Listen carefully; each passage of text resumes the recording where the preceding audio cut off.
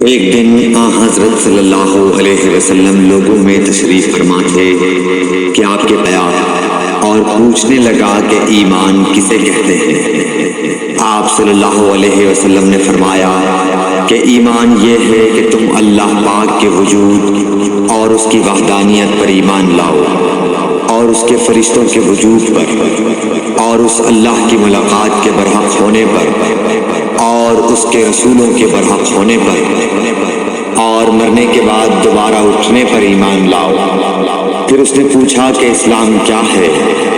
آپ صلی اللہ علیہ وسلم نے پھر جواب دیا کہ اسلام یہ ہے کہ تم خالص اللہ کی عبادت کرو اور اس کے ساتھ کسی کو شریک نہ بناؤ، اور نماز قائم کرو، اور زکوٰۃ فرض ادا کرو، اور رمضان کے روزے رکھو۔ پھر اس نے احسان کے متعلق پوچھا۔ آپ صلی اللہ علیہ وسلم نے فرمایا، احسان یہ ہے کہ تم اللہ کی عبادت اس طرح کرو گویا تم اسے دیکھ رہے ہو۔ اگر یہ درجہ نہ حاصل ہو تو پھر یہ تو سمجھو کہ وہ تم کو دیکھ رہا ہے۔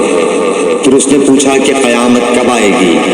آپ صلی اللہ علیہ وسلم نے فرمایا کہ اس کے بارے میں جواب دینے والا پوچھنے والے سے کچھ زیادہ نہیں جانتا، البتہ میں تمہیں اس کی نشانیاں بتلا سکتا ہوں۔ وہ یہ ہے کہ جب لونڈی اپنے آقا کو جنے گی، اور جب سیاہ اونٹوں کے چرانے والے دیہاتی لوگ ترقی کرتے کرتے مکانات کی تعمیر میں ایک دوسرے سے بازی لے جانے کی کوشش کریں گے، یاد رکھو قیامت کا علم ان 5 چیزوں میں ہے جن کو اللہ کے سوا کوئی نہیں جانتا۔